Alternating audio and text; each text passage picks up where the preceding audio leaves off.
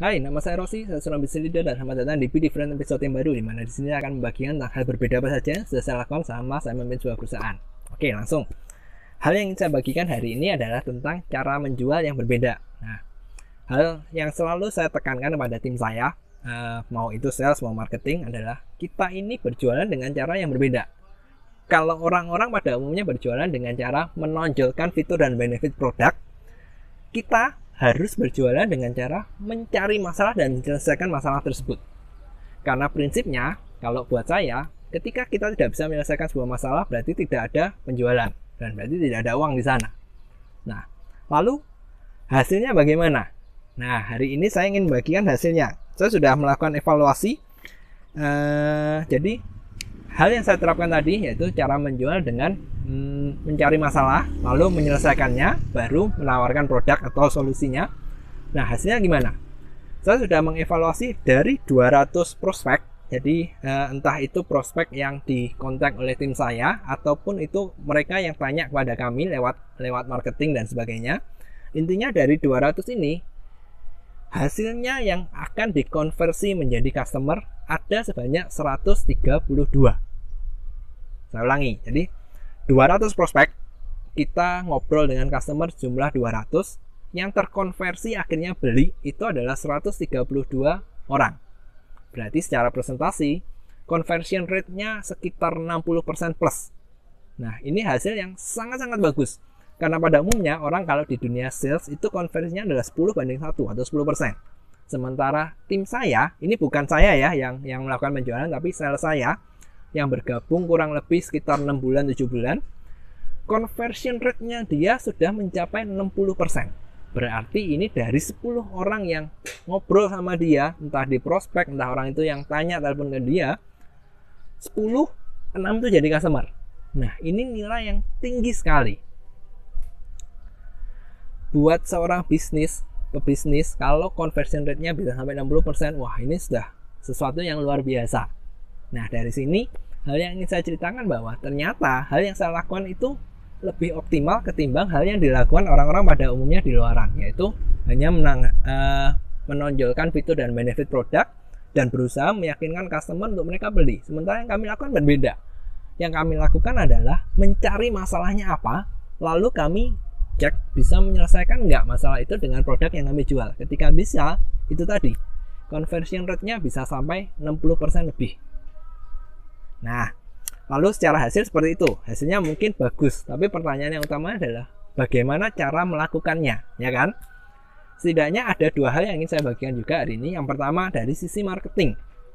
Saya sudah sampaikan kata kuncinya adalah harus bermula dari masalah. Karena tanpa masalah berarti tidak ada closing. Nah, tim marketing saya, mau itu dari branding di medsos, di website dan sebagainya, selalu harus membuat konten yang isinya adalah menyampaikan masalah apa yang biasanya didapatkan oleh si calon customer. Nah, prinsipnya gini, orang pada umumnya itu dibagi dua, ada yang sadar dia punya masalah dan juga enggak. Masalahnya yang enggak merasa punya masalah ini jumlahnya paling banyak sekali. Sementara yang mereka yang merasa punya masalah itu biasanya kecil, sedikit. Nah, harapannya ketika kami membuat konten yang menonjolkan masalah apa, ingat masalahnya ya, bukan fitur dan benefitnya. Harapannya yang satu, grup pertama yang sudah sadar tuh langsung terjangkau. Yang kedua, yang belum sadar tadi, mereka bisa membaca itu dan mereka mulai berpikir, aku punya nggak masalah seperti itu? Ketika mereka merasa, oh iya ini kayaknya benar, aku punya, mereka bisa masuk ke grup yang satunya. Kenapa terjadi seperti ini? Karena conversion rate tadi bisa tinggi, karena ini sudah tercapai. Orang yang sadar dia punya masalah umumnya sudah lebih gampang untuk di closing ketimbang yang masih nggak sadar punya masalah, itu susah. Nah, jadi hal yang harus dilakukan dari sisi marketing adalah itu tadi, menyampaikan yang disampaikan kepada customer bukan tentang fitur dan benefit dari produk atau jasa yang dijual, tapi tentang masalahnya apa dan bagaimana menyelesaikannya itu tadi. Kembali, kalau kita fokusnya di fitur dan benefit, ya orang merasa ya oke lah produk itu bagus, tapi saya butuh nggak tahu. Sementara kalau kita menonjolkan masalahnya dan dia merasa iya saya punya masalah ini, oh ya saya mungkin punya masalah ini, setidaknya dia akan mengkontak kita, dia akan tanya untuk minta diyakinkan bener nggak saya punya masalah ini. Dan ketika iya bener, closing itu gampang. Nah, itu dari marketing. Lalu dari sales gimana?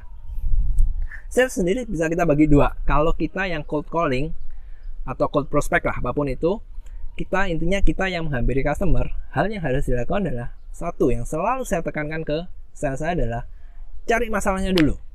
Kalau dia nggak punya masalah, tinggal. Jangan buang waktu di sana. Tapi kalau ada potensi dia punya masalah seperti itu, lanjutin. Nah, itu jadi hal yang harus dilakukan pertama adalah gali. Contohnya seperti ini.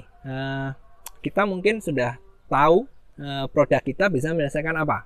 Jadi gini, ini deh real contohnya. Saya jualan produk yang namanya keraginan, di mana ini punya fitur. Nah, ini nih fiturnya. Meningkatkan kekenyalan pada makanan. Kedua, mengikat air. Fiturnya dua ini. Meningkatkan kekenyalan, mengikat air. Hal yang dilakukan sales saya, kalau dia cold calling atau cold prospect, pokoknya intinya nemui orang lah, nemui customer, yang dia lakukan bukan menjelaskan, Pak, saya punya keraginan, keuntungannya seperti ini, Bapak mau beli enggak? Bukan seperti itu. Tapi yang dia lakukan, yang saya ajarkan dia harus lakukan adalah tanya. Contohnya seperti ini. Pak, Bapak bikin bakso kan? Bapak bikinnya di mana? Oh, di Penggilingan. Kalau di Penggilingan, kira-kira Bapak bisa ngatur resepnya enggak? Oh, bisa Mas. Resepnya bisa dari saya. Nah, kalau resep bisa dari Bapak, Bapak bisa enggak untuk memastikan bahwa jumlah es yang dimasukkan itu selalu tepat? Ya, simpel cerita, kalau Anda nggak tahu cara bikin bakso, bakso itu terbuat dari daging, tepung, dan es. Biasanya masalahnya itu adalah es kalau banyak itu jadinya lembek, baksonya nggak kenyal. Nah, ini biasanya masalah paling umum terjadi di Penggilingan.